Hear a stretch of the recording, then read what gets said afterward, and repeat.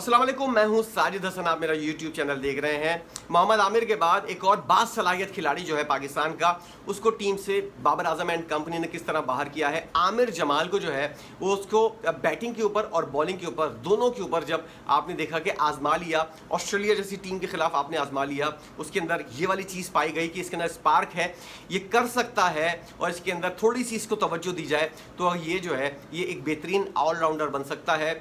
गो के उसका जो है वो PSL का सीज़न जो है वो इतना अच्छा नहीं गुजरा, लेकिन जिस गधे को शामिल किया गया टीम के अंदर उसका PSL का सीज़न भी उससे ज़्यादा बर्बाद किया था, हसन अली का। लेकिन उस गधे को टीम के अंदर सिर्फ सीनियरिटी की वजह से शामिल किया गया और अब आपको अंदाज़ा हुआ होगा आमिर जमाल जैसा बासलाहियत ऑलराउंडर जो मुतवक्के है आने वाले दिनों के अंदर कि बेहतरीन वाला ऑलराउंडर बनने की पूरी सलाहियत रखता है, इसको किस तरह बाबर आजम एंड कंपनी ने बाहर किया और एक नमूने को जो साया कंपनी और याजू कंपनी का कॉन्ट्रैक्ट याफ्ता है, सिर्फ इस वजह से उस गधे को टीम के अंदर शामिल किया गया है।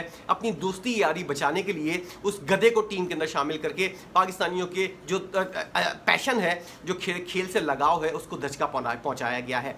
आमिर जमाल जैसा खिलाड़ी और उस गधे को जिसको टीम के अंदर शामिल किया गया है, उसमें क्या कंपैरिजन है, क्या फ़र्क है। अगर कोई ऐसा कप्तान होता जो नई चीज़ें सीखता, इसीलिए हम कहते हैं कि बाबर आजम कप्तान अच्छा नहीं है लेकिन बैट्समैन तो बहुत अच्छा है। बैट्समैन के ऊपर तो किसी किस्म की कोई बात नहीं है, कप्तानी के ऊपर जो है उसके सवालात खड़े होते हैं। और किस तरह एक और बासलाहियत खिलाड़ी को बाबर आजम जो है वो टीम से बाहर करने की पूरी कोशिश कर रहा है। यही वजूहात हैं जिनकी वजह से बाबर आजम को जो है एज अ कप्तान जो है वो टीम से बाहर करने की बातें होती हैं। सिर्फ मैं ही नहीं, बहुत से लोग जो हैं जो सेंसिबल क्रिकेट समझते हैं, जो जज्बात से बालातर होकर जो है क्रिकेट को देखते हैं, उनका ये सोचना है, उनकी ये राय है। उसमें आफ्ताब इकबाल साहब भी जो है वो भी इस राय से मुत्तफिक हैं। अब बासित अली और रमीज़ राजा भी इस बात के ऊपर मुत्तफिक हैं कि बाबर आजम जो है वो टीम को बजाय फ़ायदे के नुकसान पहुंचा रहा है। किस तरह पहुंचा रहा है?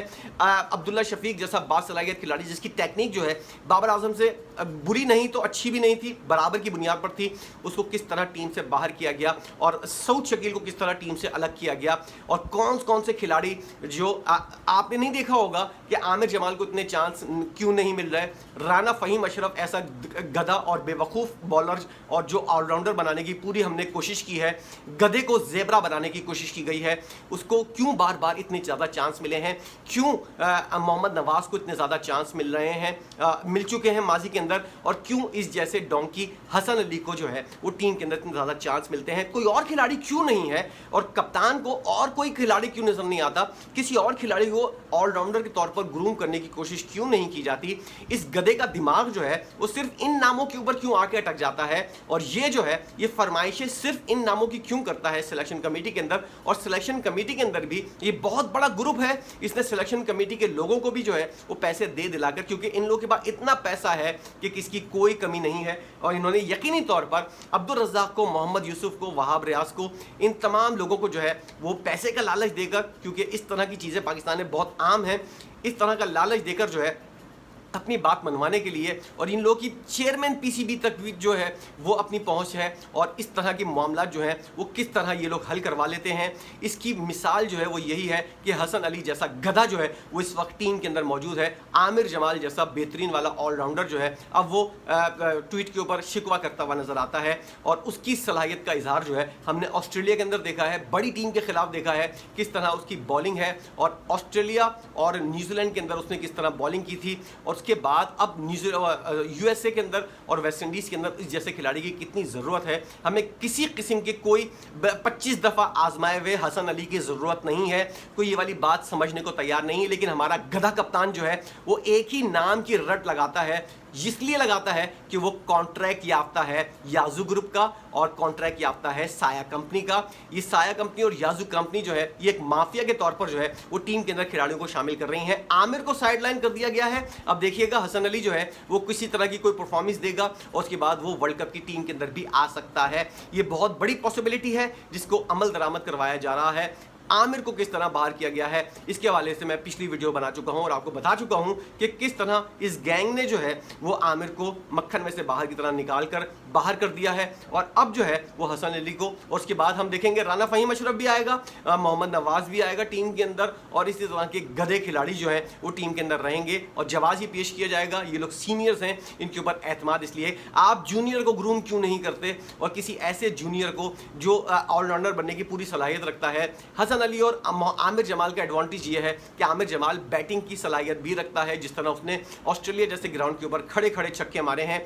हसन अली जैसा गधा खिलाड़ी जो है वो इस तरह की सलाहियत से बिल्कुल आरी है, लेकिन उसके बावजूद भी हमारा गधा कप्तान जो है वो उस जाहिल खिलाड़ी को ज़्यादा सपोर्ट करता है, बजाय उसके कि किसी एक नए खिलाड़ी को ज़्यादा चांस दे। और वो पैशन भी है, उसके अंदर जान भी है और आजमाया हुआ नहीं है, वो तो उसको अपने आप को साबित करने के लिए बहुत ज़्यादा काम करने की भी ज़रूरत होगी, और वो उसको अपने आप को साबित करने के लिए ज़्यादा मेहनत करेगा, ना कि हसन अली जैसे गधे खिलाड़ी जो वर्ल्ड कप के अंदर मेन मैच के अंदर कैच गिरा देते हैं और पाकिस्तानी टीम बाहर हो जाती है। इस जैसे खिलाड़ियों को जो है वो टीम से बाहर करना, लेकिन पाकिस्तान के अंदर ऐसा कुछ भी नहीं होगा। हमारे चीफ सेलेक्टर्स जो हैं, इन लोगों की भी आंखों के ऊपर चर्बी आ जाती है जब ये लोग चीफ सेलेक्टर बनते हैं या पीसीबी के अंदर कोई नौकरी मिलती है, और जब ये लोग टीम से बाहर, ये पीसीबी से अलग होते हैं, इन लोगों के सबके ज़मीर जाग जाते हैं और ये लोग जो है वो बिल्कुल एकदम से सच बोलना शुरू कर देते हैं। अभी देखिएगा मोहम्मद यूसुफ की आप लैंग्वेज ज़रा देखें, अब्दुल रज़ाक की बातें सुने और वहाब रियाज की बातें सुने, और ज़रा पिछली रिकॉर्डिंग देखें जब इन लोगों को पीसीबी की नौकरी नहीं मिली हुई थी, ये लोग किस तरह की बकवास करते हुए नजर आते थे। इन उल्लू के पट्टों से पूछो कि क्या तुम लोग पहले सही थे या अब सही हो, या पहले गलत थे या अब सही हो, क्या ऐसी बात है, तुम लोग की कौन सी बात के ऊपर एतबार किया जाए। ये जाहिल लोग जो हैं एक तरफ बोल रहे होते हैं बाबर आजम कप्तानी के काबिल नहीं है, और जब इनको नौकरी मिलती है तो ये लोग बोलते हैं बाबर आजम से ज्यादा अच्छा कोई कप्तान नहीं है। ये उल्लू के पट्टे पहले गलत थे या फिर अब सही हैं, या अब गलत हैं या पहले सही थे, इसका कोई भी जो है वो मयार नहीं है, जांचने का कोई तरीका नहीं है। इसलिए इन लोगों की बातों के ऊपर जो है वो किसी किस्म का कोई एतबार नहीं किया जा सकता। इन गधों ने जो है रोटेशन पॉलिसी अपनाई और 2 हफ्तों के बाद यही 4 गधे नमूने जो है वो बैठे हुए प्रेस कॉन्फ्रेंस करते हुए बत्तीसी निकालकर जो है बकवास करते हुए नजर आते हैं कि हमारी रोटेशन पॉलिसी जो है वो नाकाम हो गई है। इन गधों के सर के अंदर तो दिमाग है नहीं, टखनों के अंदर भी कोई दिमाग नहीं है, जिसकी वजह से ये लोग जो है इस तरह की बातें करते हैं। हर कोई जो है वो अच्छा खिलाड़ी ज़रूरी नहीं है कि वो खिलाड़ी के साथ साथ और चीज़ें भी अच्छी तरह कर सके। मैं माजरत चाहूँगा मोहम्मद यूसुफ से, अब्दुल रज़ाक से, कि ये लोग जो है इन्होंने पाकिस्तान के लिए बहुत सर्व किया है, बेहतरीन खिलाड़ी थे, लेकिन ये लोग जो है वो पीसीबी के अंदर काम करने के काबिल नहीं है।